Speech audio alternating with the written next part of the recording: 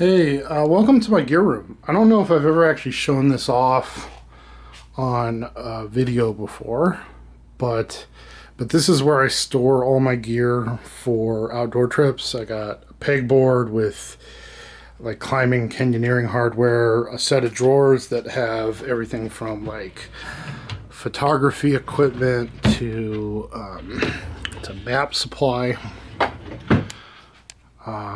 These are my packs, kind of small, soft goods, mostly backpacking stuff. Large goods like awnings and chairs and ropes and sleeping bags, tents, electronics, pack rafts. I'm in here because I've been preparing for a trip. I've got a big trip coming up. I leave in 2 days for Glacier National Park. I was fortunate enough this year to win a very early lottery slot, and so I'm going to fly into Great Falls, and I'm going to be backpacking the North Circle route, which is I'll be doing it over about 7 days. I think the main route is like 65 miles. With the side trips and diversions I have planned, I think my route will be about 80 miles through the heart of Glacier. This is probably the premier backpacking route in Glacier, starting and ending from the mini glacier area. So I'm super excited. Big trip for the year. Honestly, and probably a bucket list trip for lifetime. I've been wanting to get to Glacier for a long, long time. So I've been, show you. I've been putting together my backpacking load, which is going to go inside a duffel as a checked bag, and then putting together a carry-on full of stuff that I can, so I can be comfortable when I'm not solely dependent on backpacking gear for the full week. I've got clean clothes to change into and books to read and that kind of thing. So, I think I'm mostly ready to go. So it's just a matter now of getting to Great Falls and getting on the road from there. I will check in with you again from Montana.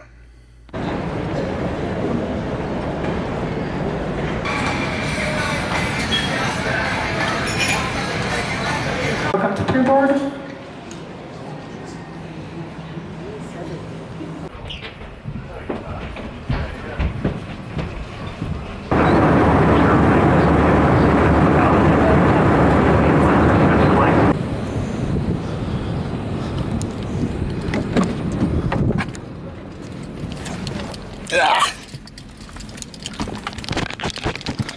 I made it. I'm in Great Falls, Montana. Kind of an eventful flight, actually. There was a person who had a medical emergency and passed out while they were walking down the aisle. Fortunately, there was a doctor on board and we didn't have to divert, and the guy was okay. So that's it. So I got my rental car, which happens to be a Ford Mustang, which is kind of cool. And now I got about a 2.5 hour drive to get to Glacier. I got 3 tasks today. I need to get stove fuel, I need to get bear spray, and I need to get convert my reservation into a permit. So I got to get on the road. I'll check in with you when I get to the park.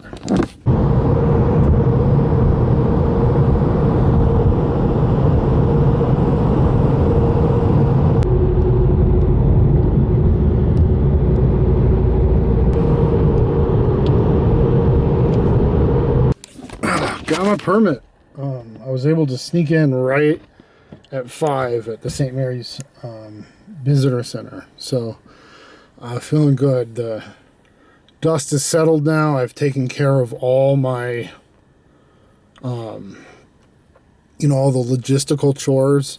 So it really feels like now I can settle into the trip and not feel rushed, enjoy myself.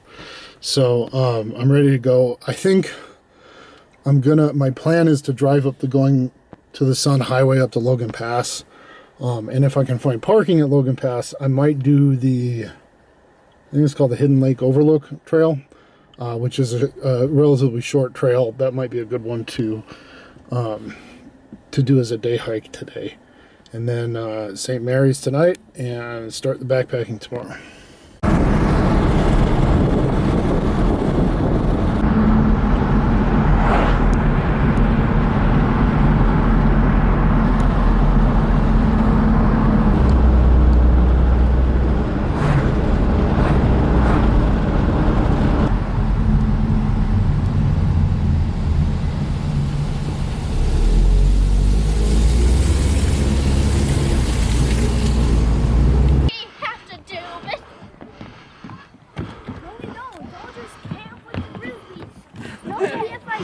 Mason will leave you here by yourself. Maybe if I go to home, they might have an extra room in the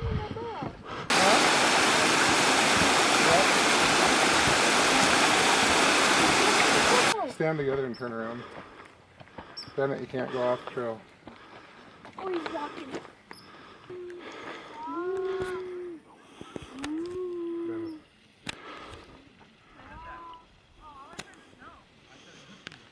He's up here just eating green stuff.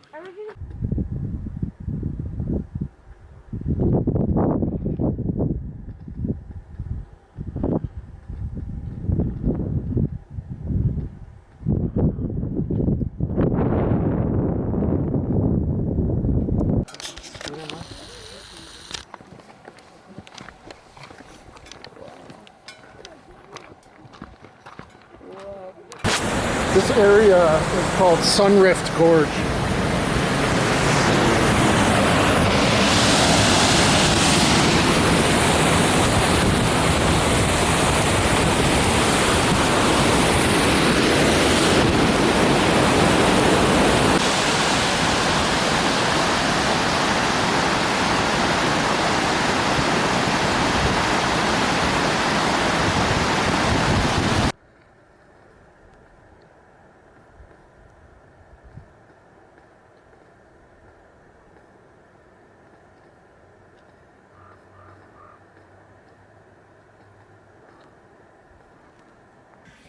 Good morning. I am staying at the Red Eagle Motel in St. Mary, just literally like right outside the gate of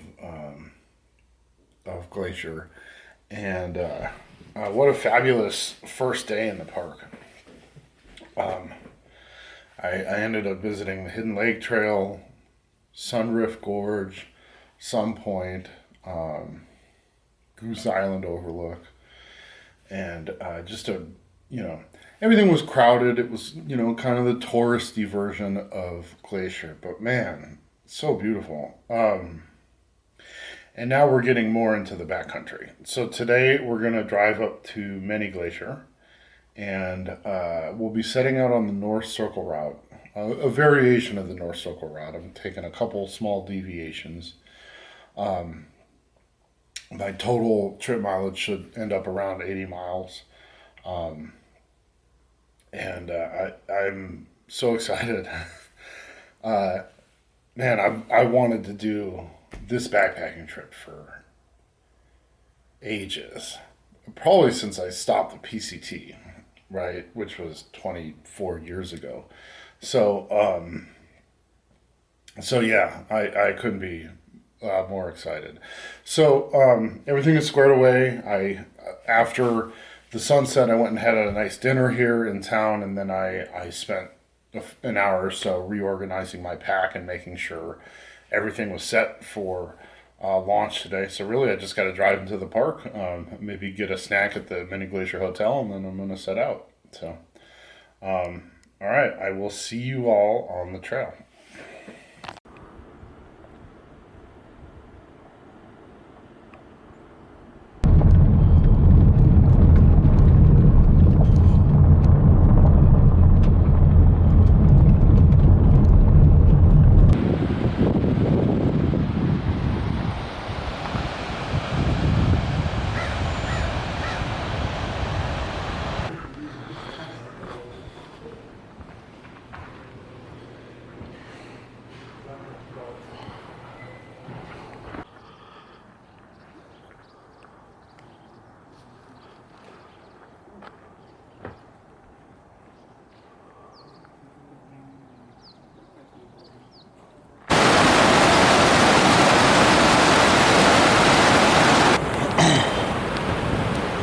I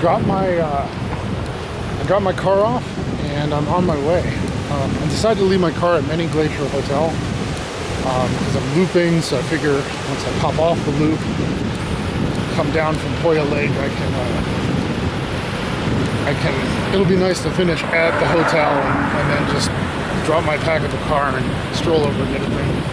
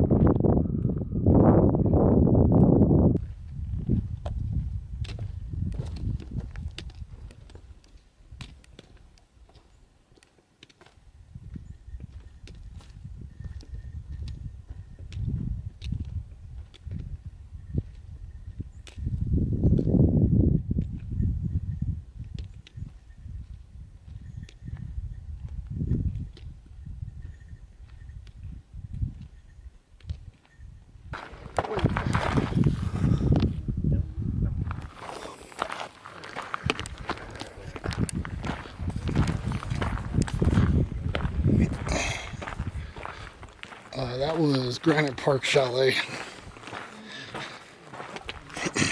which you can reserve, I guess. And there's also, as you can see, kind of a magnet for day hikers coming over from Logan Pass. So, wanted to check the structure out. It's really cool. I would stay here. And I'm going to backtrack a little bit now. We're staying in the campground, which is just on the other side of the ridge, and hopefully should be a little bit more primitive.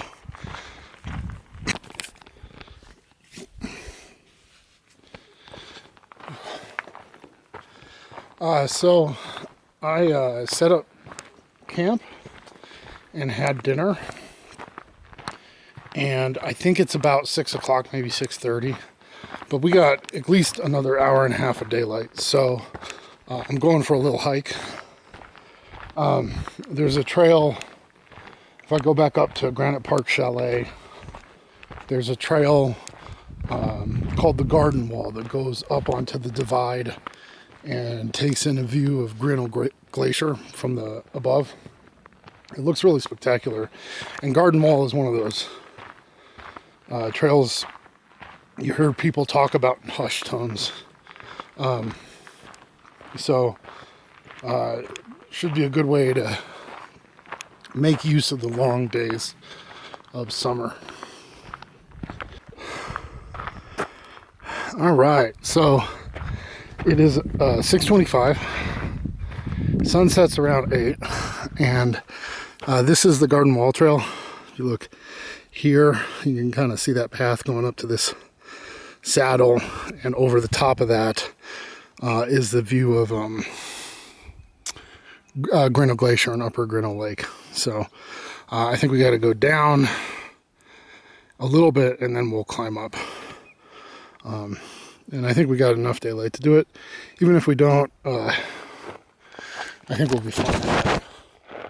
Most of my stuff is in camp, but I brought like a warm jacket, headlamp. So if we have to, this trail is well marked. If we have to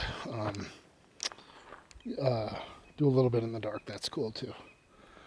Let's go get our sunset views.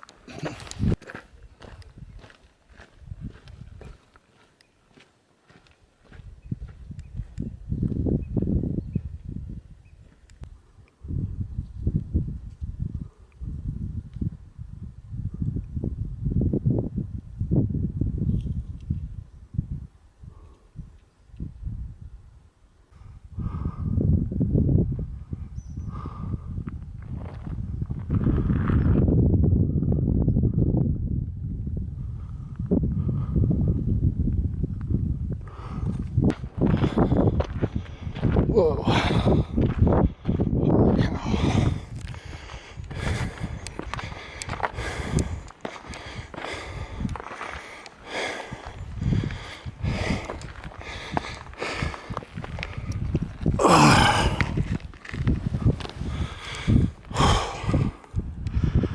Jeez.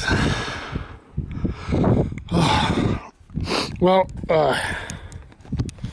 I'm not gonna BS you. That was tough. I probably bit off more than I could chew, or more than I should chew. That was definitely pushing it for the daylight left. Towards the top of the climb, there's like water flowing over ledges, so you can't get in a hurry. You got to take your time, and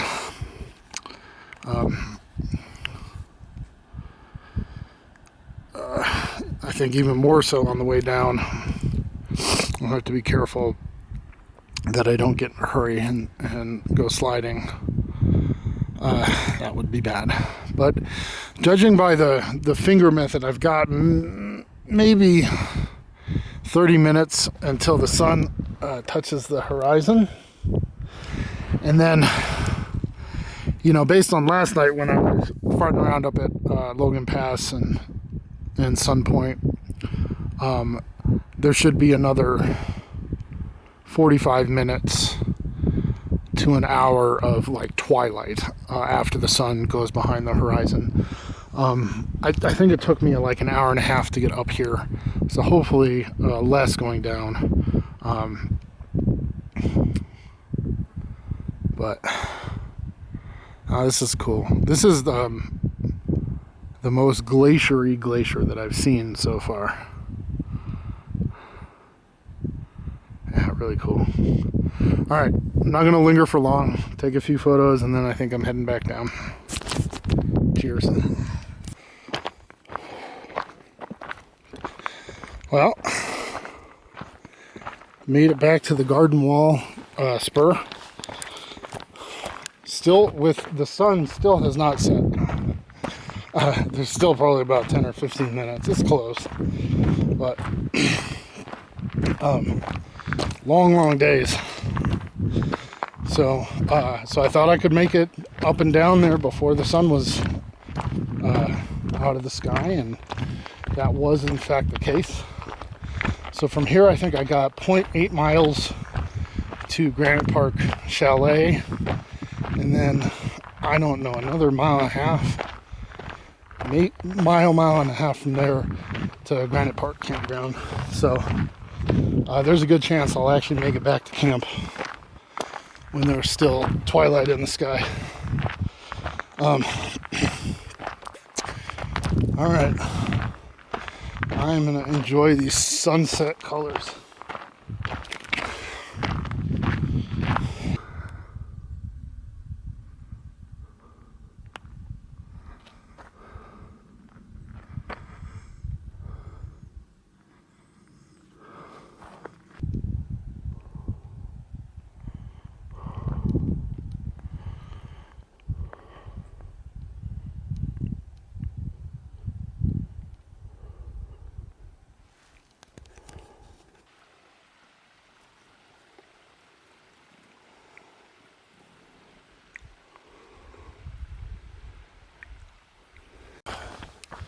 Hey, good morning. It's like 7:30, and I am still in the Granite Park area. Officially today, I got to get to 50 Mountain Campground, which is about 11 miles away, along the Highline Trail. And we've got like freaking 16 hours of daylight, basically 5 a.m. to 9 p.m. So, I'm doing a little day hike to fill the time, because the Highline Trail looks pretty cruisy. It's pretty much on the flat. So if I set out now, I'll be there by noon easily. So there's a lookout tower on top of Swift Current Mountain, or Swift Current Peak, maybe. It's about 2.5 miles from here. So I'm gonna head up there and check out the view from up top. And then I got my light gear on. I'll come back to camp, pack up my tent and food and stuff, and then we'll move on down to 50 Mountain. But I gotta find something to fill these long ass days. All right. I think from here you can see the lookout. I believe it's about 1,500 foot climb.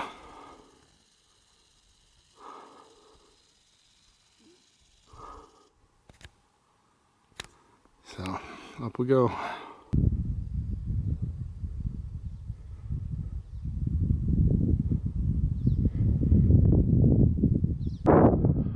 We are close.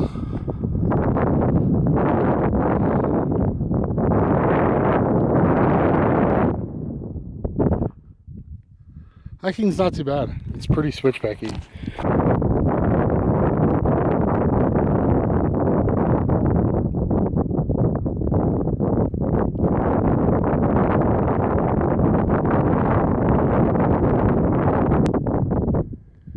Made it.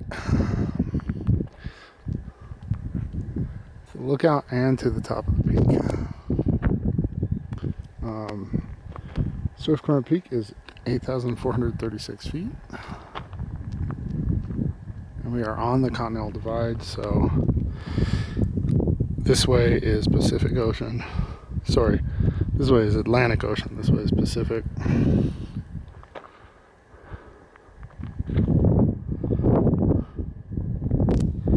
This is Many Glacier, and you can actually see the Many Glacier Hotel. Let's see here. There.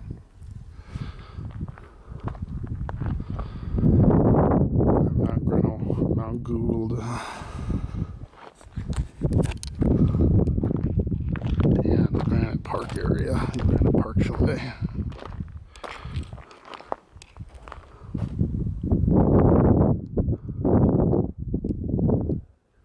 Incredible.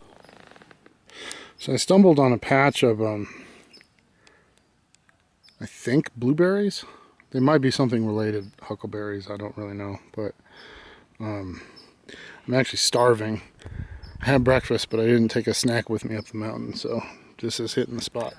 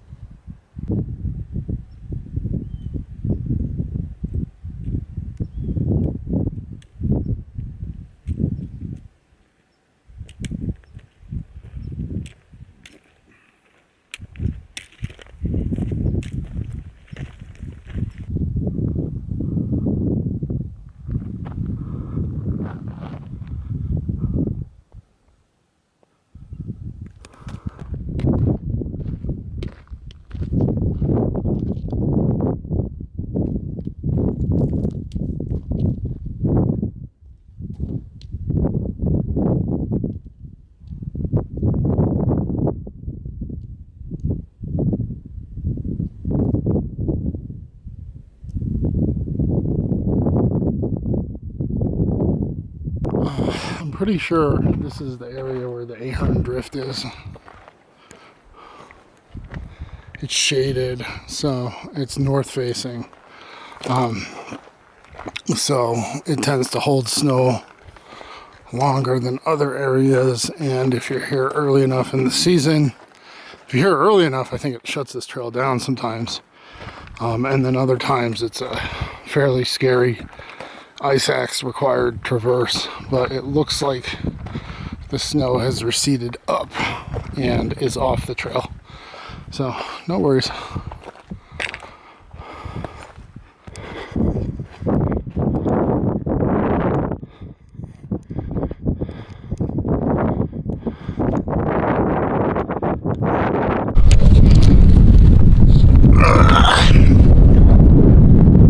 Hopefully you can hear me over the wind.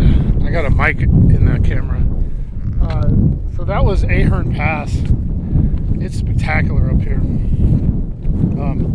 It is 4:20 right now, which is quite late. It's gonna be a long day. I got about 7.5 miles to get back to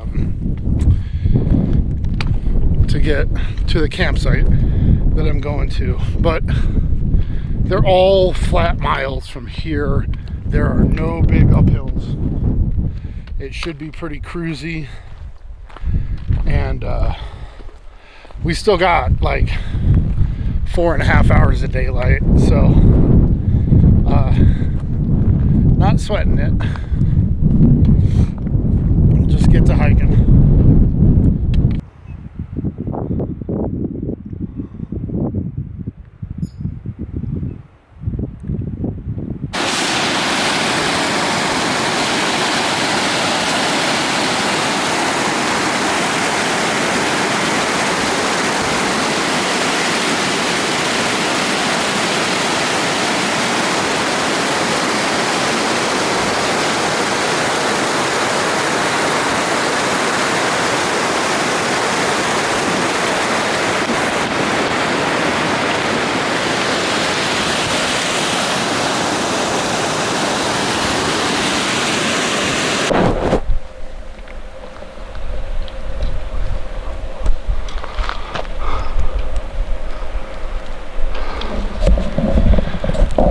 Good morning.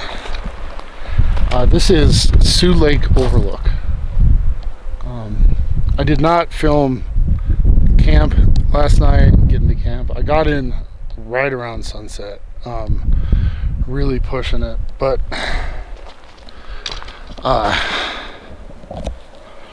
you know, I don't regret it. These are hard permits to get. I've been trying for several years to do this trip, and there's a lot of overnighter pressure on the High Line that makes it hard to, if you want to do it as part of a larger multi-day, it's very hard to get these permits. And so I'm glad that I did the garden wall, and I'm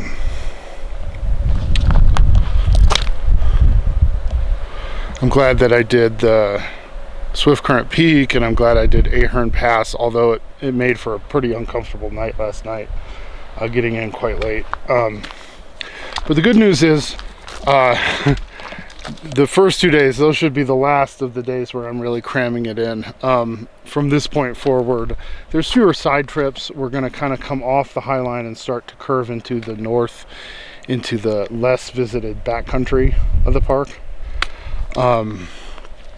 And next few days should be a little bit more straightforward. So yeah, I'll check in with you later.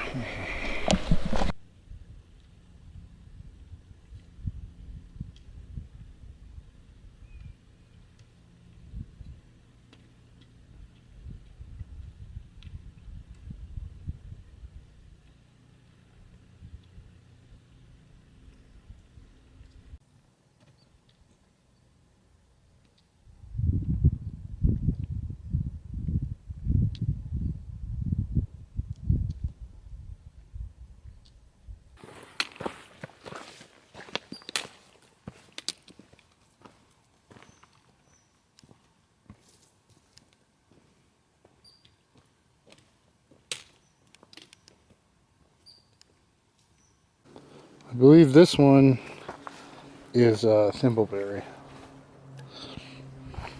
And all of this is thimbleberry, but only a few spots that actually have ripe fruit. It's like a raspberry, but not quite as tasty. Well, we're out of the high country now. We've been bushwhacking, kind of dropping elevation, heading down to the, I believe this is the Waterton River, which flows into Waterton Lake in Canada. So, slowly making our way down.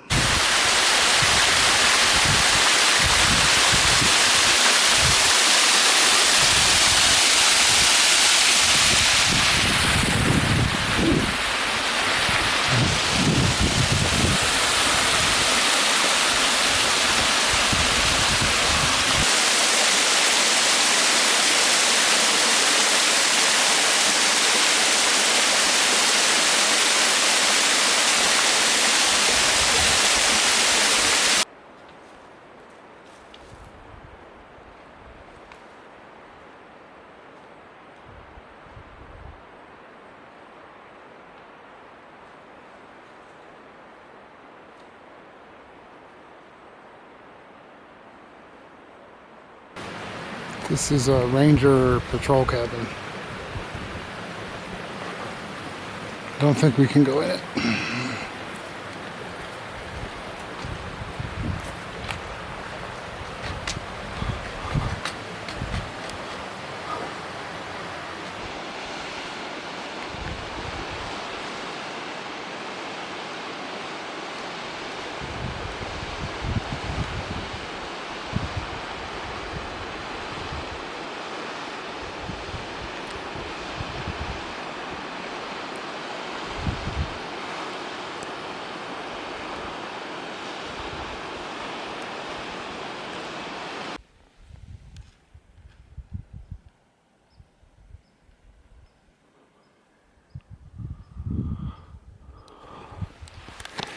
Good morning.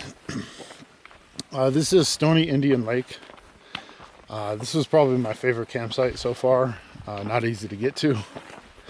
The climb up here was exhausting, but the campsite itself is really nice. And the good news is we have a chill day today. So we're going up over Stony Indian Pass, which I showed at the beginning. That's there.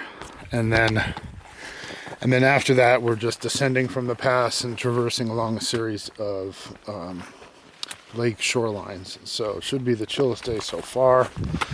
I expect to get to camp fairly early. And yeah, it should be a good day. It was a really nice... so the campsite, there was a couple of Pacific Northwest Trail thru hikers camping here last night. This is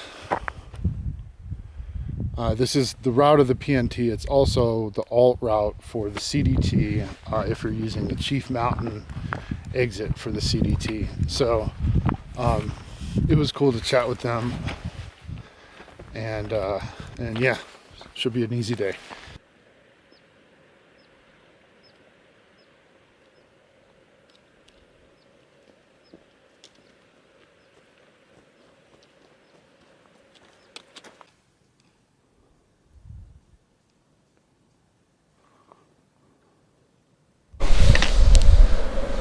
Made it to the top Stony Indian Pass. So that's Stony Indian Lake.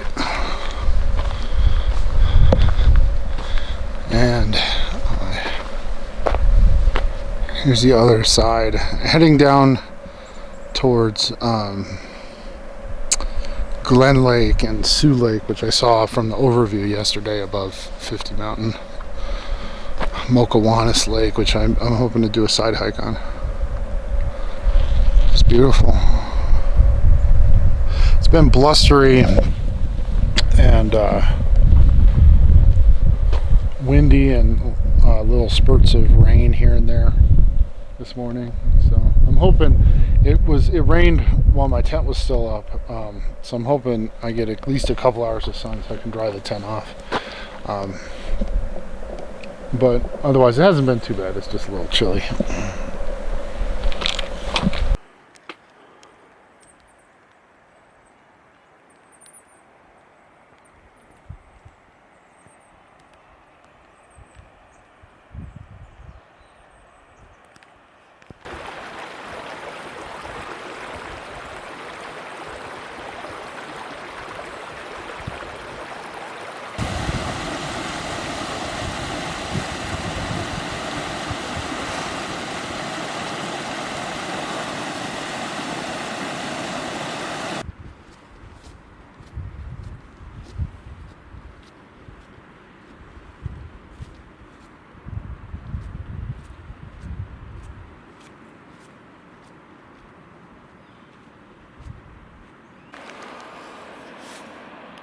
This is Raven Quiver Falls. It's flowing down from Sioux Lake, which we came down from, or which we had an overlook of yesterday near 50 Mountain campground. So basically all day yesterday was, you know, diving down to the Waterton Valley and then climbing back up to basically get to exactly where we were before, but the other side of the divide now.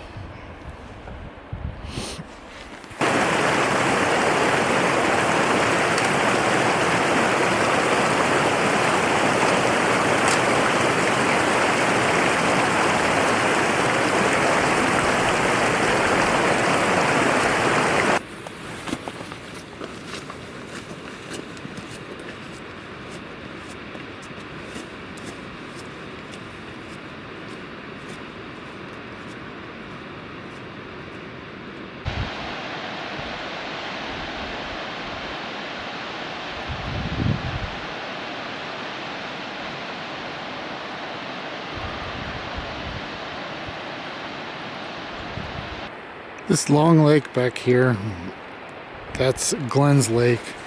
That's where we're camping tonight. And up there is Stony Indian Pass. And this is at Sena Falls.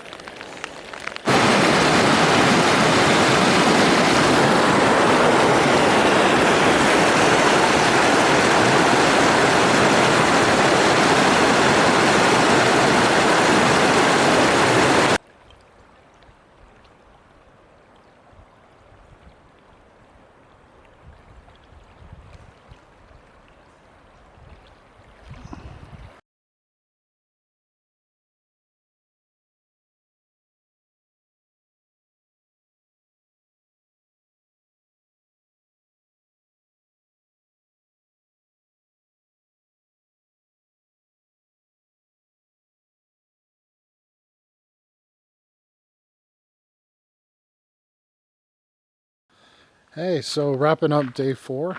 This is Glen Lake. This is an insanely long lake. You walk along the shore for like 2.5 miles to get to this campsite. This was a great day. This really felt like the first day getting kind of deep in the backcountry of Glacier. It rained on and off all day, and that's, you know, that always sucks a little, but mostly it was beautiful, scenic, wild,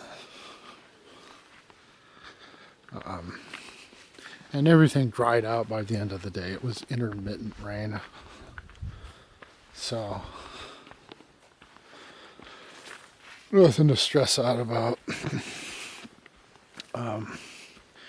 And next day should be a pretty chill day too. I think it's about the same mileage, about 8 miles, and we're just kind of connecting Glen Lake to Elizabeth Lake, so there's no, if I remember right, I'm going to look at the map, there's no big pass crossings or anything crazy, just kind of chill walk in the woods. So more tomorrow.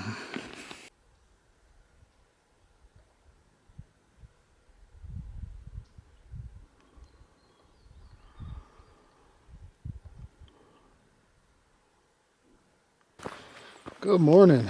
I am hiking out from Glens Lake. It is the start of day 5. So 3 days to go, really 2.5. The last day's bore should be a pretty straightforward exit, but today is a very easy day. We're going from Glens Lake to Elizabeth Lake. I think it's around 8 miles, very little elevation change. Should be very, very easy. There's one choice up here. At the outlet of Causley Lake, you can take what's called the Causley Lake Cutoff, which requires you to ford the lake outlet, and you cut across, or you can do a longer trail that goes down to the Belly River Ranger Station and then back up. I might take the longer route just for fun, just to add a few more miles to the day. But I'm probably going to go down and check out the Causley Lake outlet, because it's one of those other spots like the Ahern Drift that people who've done this route tend to talk about.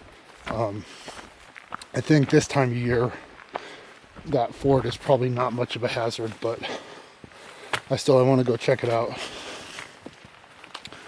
All right.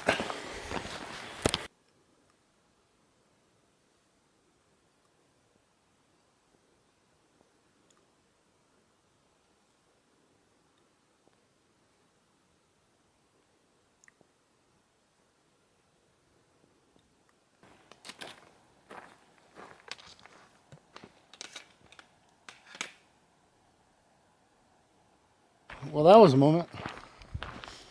I came around the corner and there's a big old fat black bear sitting on the trail. For a second, it looked like he started coming towards me, but he was just coming down the trail. As soon as I started hollering, he went off the trail into the woods. Very polite, actually. But that was exciting. I didn't know if I'd see a bear on this trip or not. I think I got a tiny bit on video, but it's probably pretty shaky. I'll edit it in if I've got it. I just saw a black bear. Hey, bear! Hey, bear!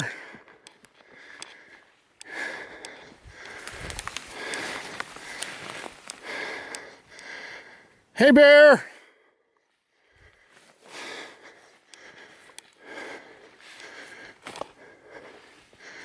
Hey, bear! Oh shit, he's there.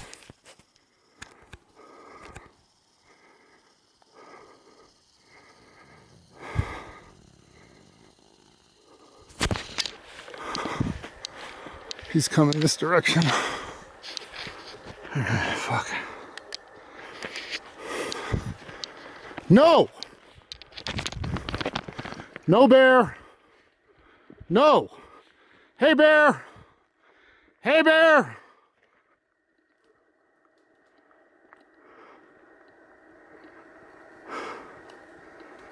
Yeah, it's a blackie. Thank God. Hey, bear! Hey, bear! Keep it going.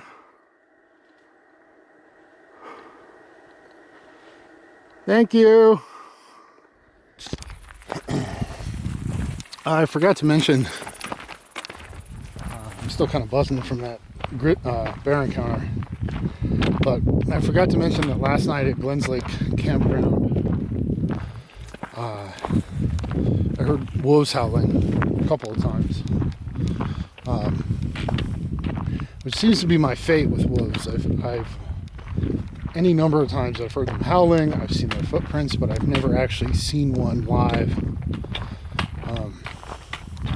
I even camped for 2 nights in the Sanctuary Valley in Denali, which is supposedly one of the largest wolf packs in the park. Didn't see them. Lots of footprints, lots of howling, but never actually saw one. So maybe someday. All right, so this is that junction I was talking about before. So we can go this way to the Belly River Ranger Station. Hang on.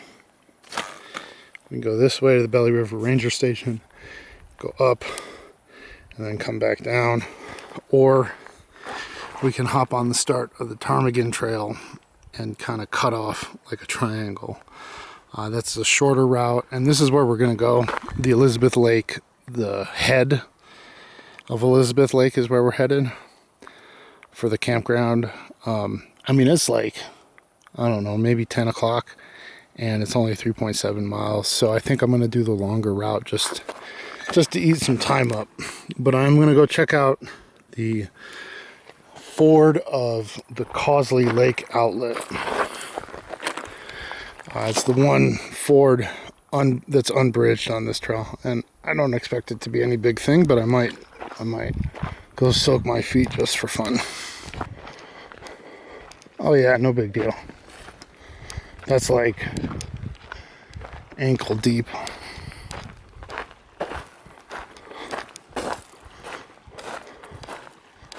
I don't think I'm even gonna bother.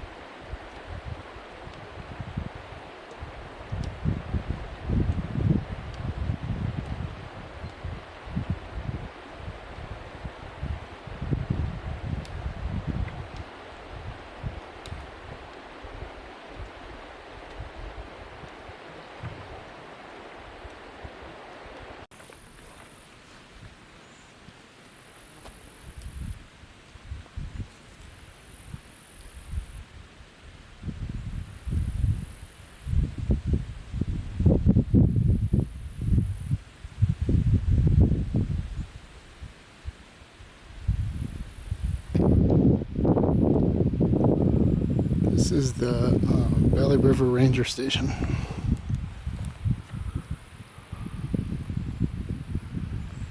Nice digs if you can get them.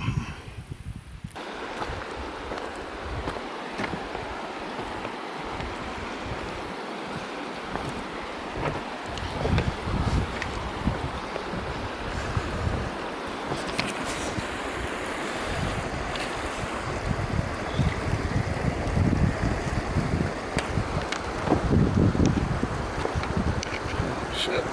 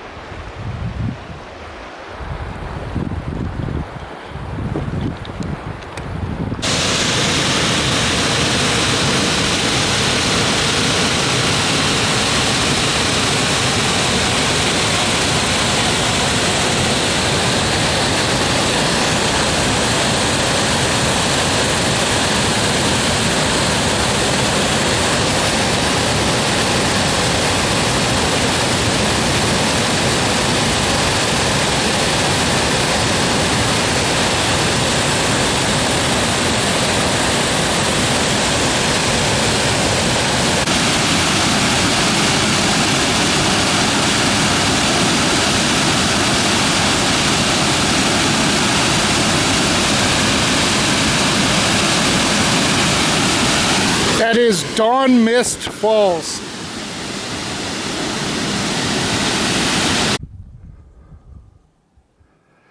This is Elizabeth Lake, where I'll be camping for the evening. You can see some campers from the foot of Elizabeth Lake campsite, kind of chatterboxes. So I'm camped at the other end of the lake, which I'm thankful for. But you can also see here, this is Red Gap Pass, which I'm going over tomorrow.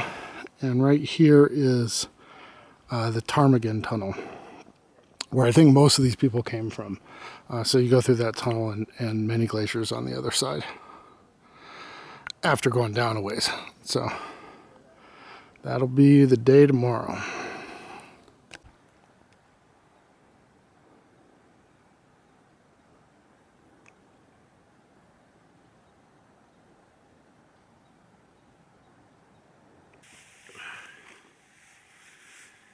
The trip is going great. Today might have been my favorite day on the trail so far. The Granite Park Chalet gives it a run for its money, but the mist over Glenn's Lake in the morning, and then the bear encounter by Cosley Lake, and then the two waterfalls, swimming in one, and then the other was just really like iconic at Dawn Mist Falls. And then Belly River Ranger Station, I wasn't really expecting much. I kind of thought it would be like the patrol cabin along the Waterton River, which was just, sort of tucked in the woods in a really heavily vegetated river canyon. But the Belly River Ranger Station, I had no idea what to expect, but it was these big sweeping 360-degree views. And then Elizabeth Lake at the end of the day, the trail hugged the lake shore and was really, really pretty. So, and not too hard of a day, mileage-wise, though I still didn't get in until about 6 o'clock. So, if you keep going from here, up the trail a bit, you get to Helen Lake, which I could see from looking down from Ahern Pass. If I remember correctly, it was very heavily, it was like the water was very glacial, right? That kind of bright blue water, which most of the lakes in Glacier are not like that. So I'd like to hike up and see Helen Lake if I can. I don't know if I'll have time to tonight. I'm gonna make dinner and then make a call. But if I don't do it tonight, I'll do it in the morning before I set up to go up Red Gap Pass. So, yep, great day.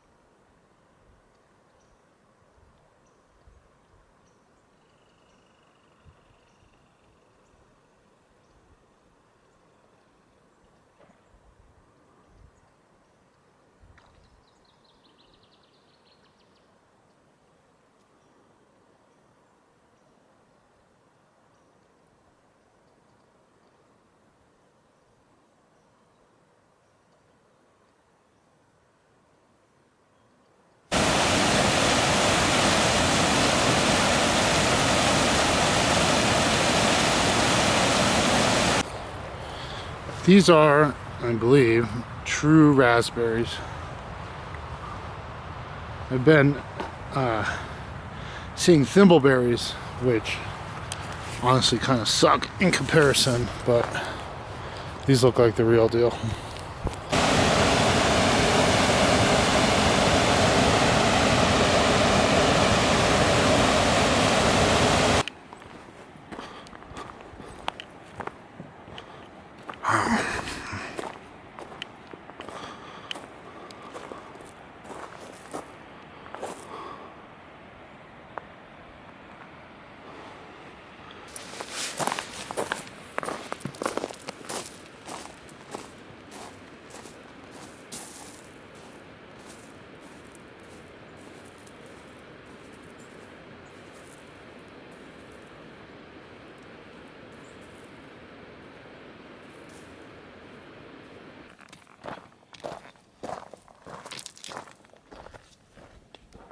All right, so we've reached the Ptarmigan junction.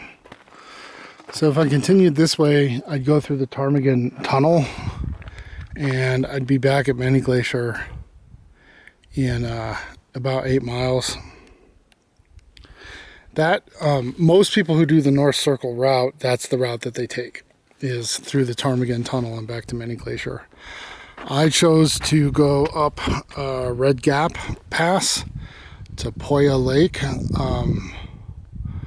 just for fun, really, just to add an extra day, so the trip would span from Sunday to Saturday. So I got a little bit more climbing than if I was going through the Ptarmigan tunnel to get up and over Red Gap Pass, and then it should be easy cruising down to the lake. And then you can see here it's only about 6 miles from there out to Many Glacier Road, and only a few miles from there to Many Glacier Hotel. So last day should be easy cruising, and really the next 2.6 miles are the last kind of real push. And then it should be all downhill from there. The way I figured it, I kind of originally thought I might go hike to the Ptarmigan tunnel as a day hike on my way out here. Obviously I chose to do Helen Lake instead of that. And part of my reasoning for that is that Helen Lake is not easy to get to. You have to be out here overnight, and Ptarmigan potentially is a day hike you can do from Many Glacier. So maybe I'll get to the Ptarmigan tunnel at some point, but for this trip I chose to hike into Helen Lake. And based on the way it looked this morning, with the walls lit up in the morning sun, I'm glad I made that choice. That was awesome. So, all right, on to Red Gap Pass.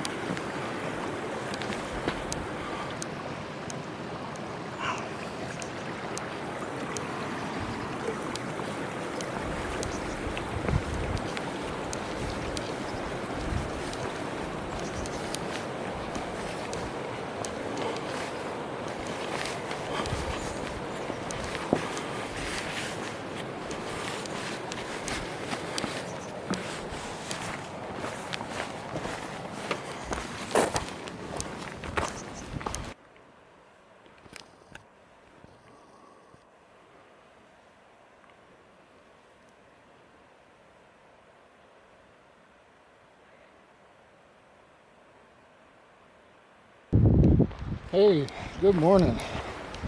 I didn't film a wrap up last night because It started raining as soon as I got to camp. I set up my tent, but as I was cooking dinner, like right as I was sat to get ready to cook dinner, it started pouring rain. So I cooked in the rain. Not ideal, but got it done. And then as soon as I got in the tent, it stopped raining. That was the one major cloud burst of the night. And then there was really strong winds and little sprinkles through the night. So some good mountain weather to close out the trip. So I think that's about it. Yesterday was awesome. Red Gap Pass was a real highlight that I wasn't expecting. So from here, it's just a quick 6 miles down to Many Glacier Road, and then a couple of miles on a trail paralleling the road to get to Many Glacier Hotel. I left my car at Many Glacier Hotel rather than Swift Current Motor Inn, which I'm super grateful for, because it means I can get to my car, get a change of clothes. I got like a body size wet wipe because I was anticipating this, right? So I'll clean off and change clothes, and then I'm really looking forward to getting a stiff drink and a burger. And I think I'm going to hang out at Many Glacier for a while. The way the permit system works here, you need a permit to get through any of the gates before 3 o'clock in the afternoon. And so if I think I'll get there maybe 11 or 12, and if I leave too early, I won't be able to get back into the park, and I won't be able to check into my hotel, and there's not really a whole lot to do outside the park either. So I think I'm just gonna chill and hang out at Many Glacier. I might do a hike, nothing hard, but yeah, I might poke around the Many Glacier area a little bit, and then I think after 3 o'clock, when the gates open to everyone, I'll probably go down to St. Mary and drive going to the Sun Highway again. I did it at the start of the trip, and I did it the previous time I was here, but why not? You know, we'll have 5 hours of daylight, and who knows when I'll be back to Glacier National Park, so I might as well do something to fill the afternoon. I will be back this evening with more substantive wrap-up comments for the whole trip. But for now, I'll just give you some shots from the ending hike and from my day at Many Glacier.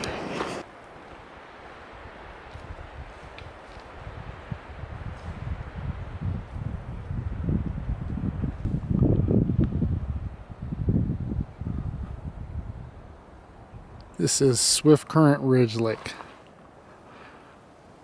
Last little lake of the trip.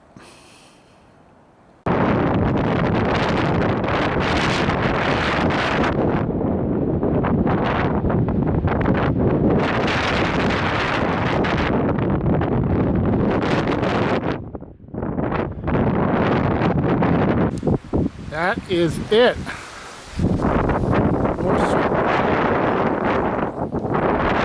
Now just to get back to Many Glacier.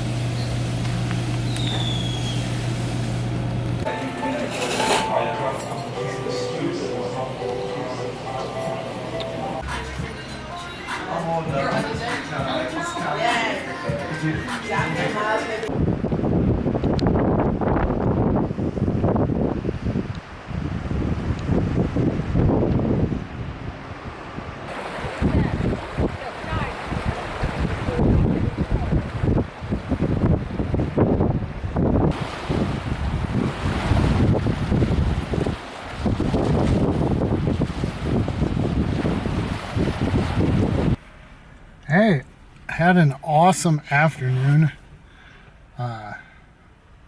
Just hung out at Mini Glacier. I got back to the hotel and went and kind of cleaned up and changed clothes. Went directly to the lounge and had a burger and fries and 3 whiskey and cokes. And then I found a seat at one of the picture windows and had like a hot beverage, cafe mocha, and sat reading a book for about half an hour looking out the picture windows. And then I decided to stretch my legs. I went for a walk around Swift Current Lake to Lake Josephine. And now we've passed the 3 o'clock mark, so you can go freely in and out of the entrances. So I'm at St. Mary's Visitor Center, and I'm going to drive the Going to the Sun Highway. I think my destination is Avalanche Creek, which I did the first time I was here 6 years ago, but I remember it being a beautiful hike, and so I think I'm going to go for it again.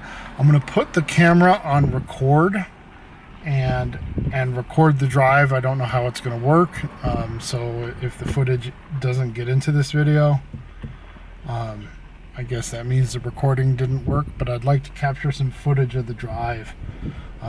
Since I don't plan to stop unless there's an animal, I'm going to drive straight through.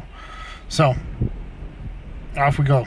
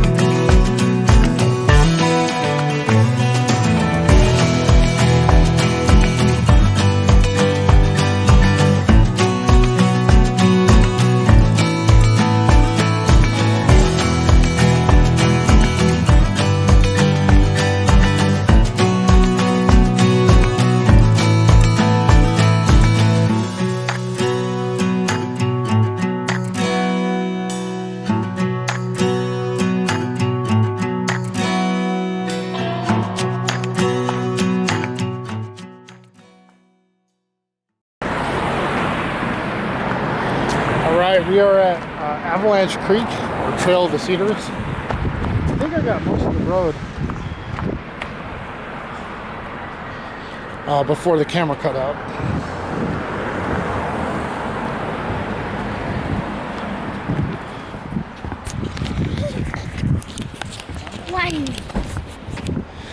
This is one of the most popular spots in the park for good reason.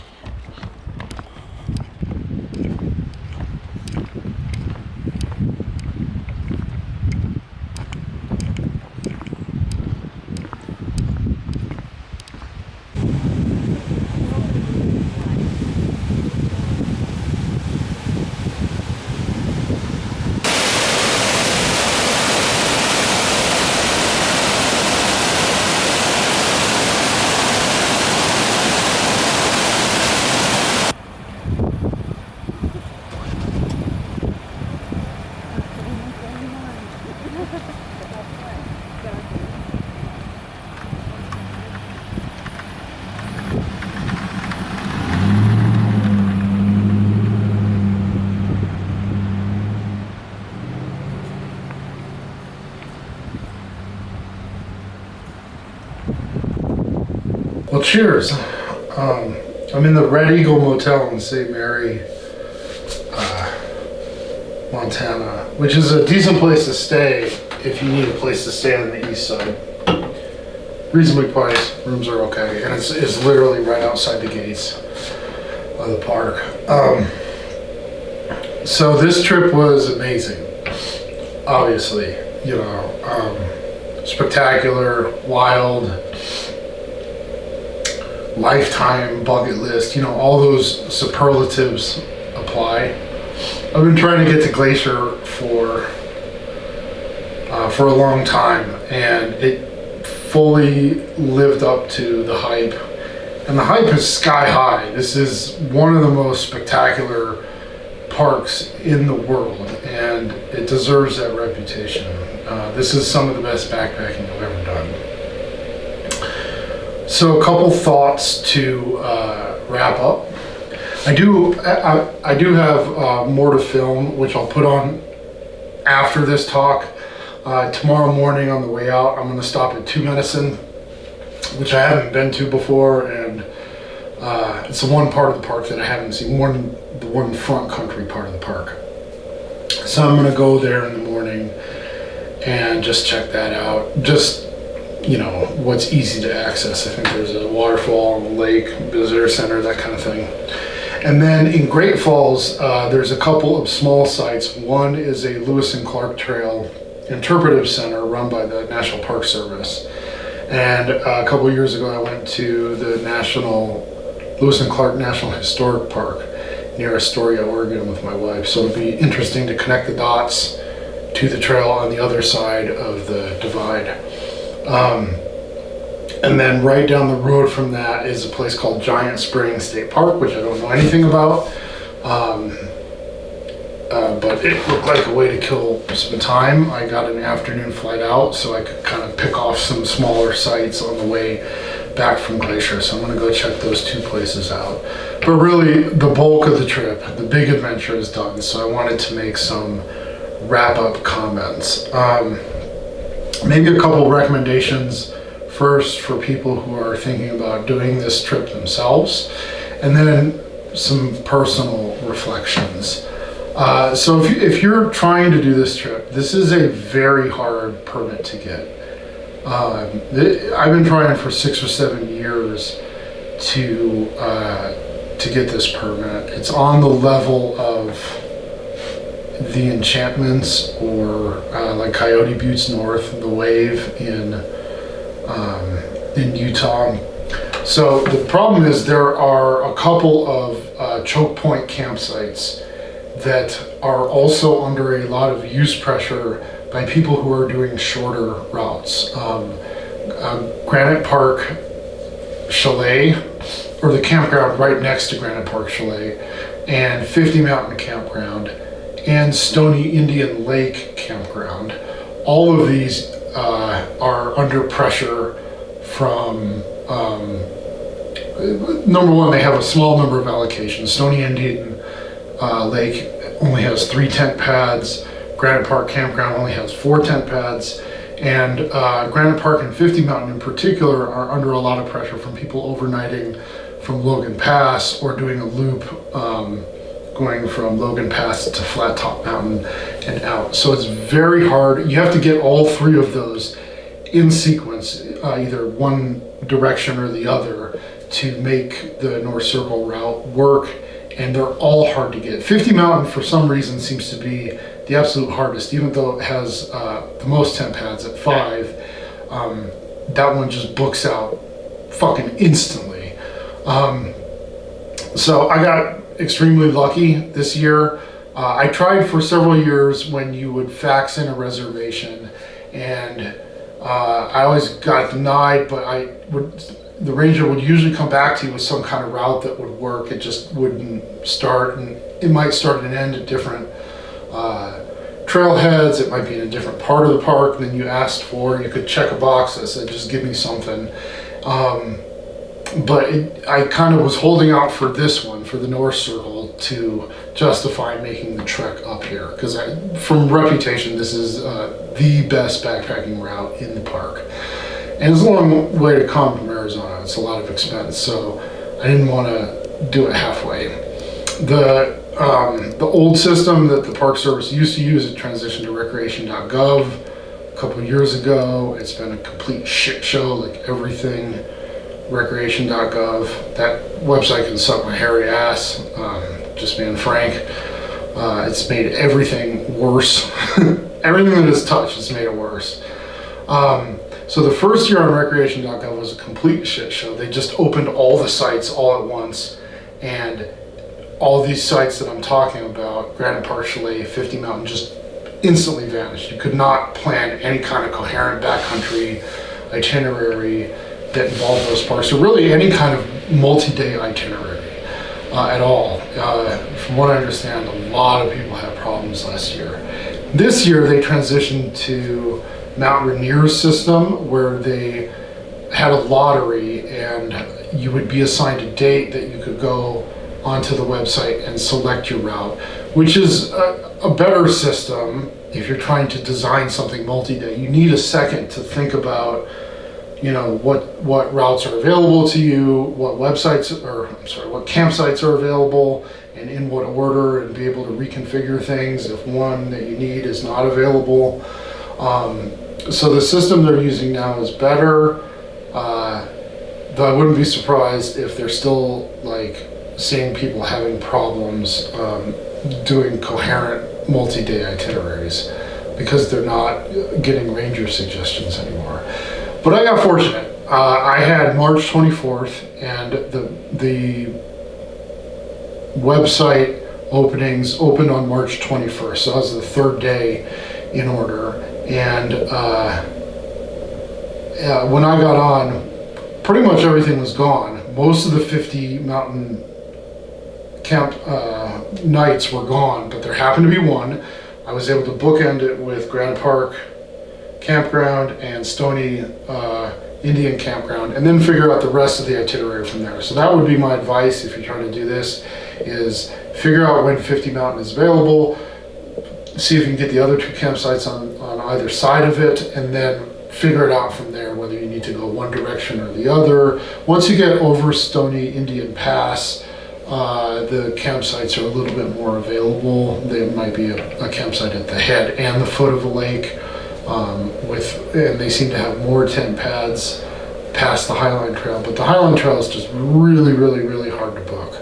So good luck. That's the best that I can say.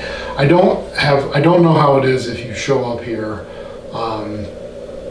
and because they hold back some allocations for people coming in person. Again, it's a lot of expense to get here from Arizona, so I didn't want to go in unless I had it locked down that I was doing the route that I wanted. I was willing to wait and just do other stuff in the years leading up to this until I got a good pull, I guess. A couple other pieces of advice.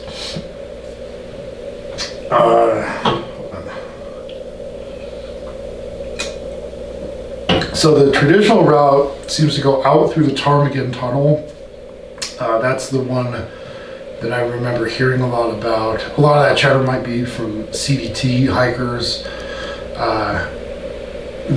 I've read about the CDT for years. For a while, I had ambitions of through hiking it, and I'm sure that one is very beautiful. I would suggest, if you're going to do this route, do the Red Gap Pass instead. Red Gap Pass was the most spectacular pass that I crossed in the park, by a good amount, right? And it was not only the highest pass, but the most alpine. Some of the passes like Swift Current and Ahern were forested, still very beautiful, good views from both sides, but Red Gap was more of like that alpine, high mountain experience. That was really a great day, and I would do that over ptarmigan again if I did this route. Plus, like I said in the actual voiceover walkthrough, ptarmigan is gettable as a day hike from many glaciers, so that's probably the way that I would approach it. Or you could do a ptarmigan Red Gap loop and spend a few days at Elizabeth Lake. If you're not doing the North Circle, if you're just looking for an overnight or a shorter hike suggestion, That would be a great hike. But anyway, Red Gap Pass. The other suggestion I would make is go to the Belly River Ranger Station. I wasn't really rather than doing the Causey Lake cutoff, go down to Belly River. I just did that because I thought otherwise the day would be too short. I wanted to add a few miles to the day, but I just thought the ranger station was going to be like a cabin in the woods, and it was gorgeous. It was in this beautiful meadow setting with 360-degree views. So I would make the effort to detour to visit that area. That was really, really pretty. So then on some personal reflection, like what does this trip mean to me? Where does it kind of fit in the order of things in my head? I think this is affirmation of something I've been thinking for the last year or two, that I need to be doing more multi-day backpacking, kind of pivoting back to that. I've gotten away from it the last decade or so. I don't want to say that I'm not doing it, because I still go backpacking a lot, more than most people. But it's scaled down compared to how it used to be in my 20s and early 30s. About 10 years ago, I got really into canyoneering. I spent a few years very heavily spending time doing that. And then I got into pack rafting, and pack rafting absorbed a lot of the kind of multi-day focus that used to get spent on backpacking.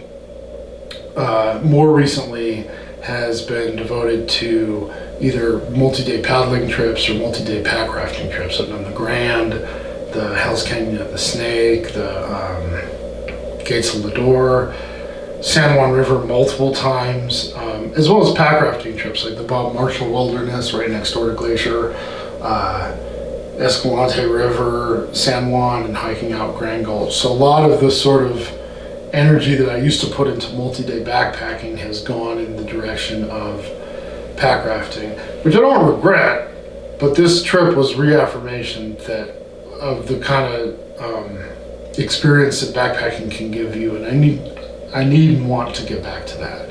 I've also, where some of that attention has gone is in the last 5 or 6 years, put a lot of time into building out my vehicle, and doing trips that are like vehicle supported, where I'm doing day trips and coming back and car camping, quote unquote, sleeping inside the car at night, which seems like a basic thing, but that's been a big deal the last 5 years or so. I've done 5 or 6 trips where I just go up to Utah with zero plan and end up filling 9 days back to back with first class activities, but all short, right? Day trips, focused, and then sleeping at the car at night. And I've done that stuff with my wife too. We did a trip down the coast of Oregon. We did a trip on the East Coast going from the Smokies to Shenandoah. We did a trip this year driving around California, visiting pinnacles in Yosemite and Big Sur and the Channel Islands. And so that, car camping, quote unquote, SUV RVing, that's been awesome too. Don't regret that. Don't regret pack rafting. But I want to spend more time backpacking. When I was younger, and thru hikers will relate to this, don't really need an explanation, but if you aren't a thru hiker, in order to do that, you have to be obsessed with backpacking. And when I was in my 20s, late teens, and through my 20s, I was just obsessed with backpacking. And it is one of the richest veins to mine in terms of outdoor activity possible. So as my attention has shifted elsewhere, my backpacking trips have scaled down, gotten smaller. I want them bigger. Like this trip was bigger. I need to do more extended trips in beautiful places like this. This was kind of good affirmation of something I've been thinking about for a while. So that's my takeaway, is more more like this, I guess. So I'll add some footage from the rest of the trip on after this video, after this segment, just to make it a complete documentary of my week in Glacier. But that's kind of my wrap up. Go to Glacier, go backpacking. It'll change your life.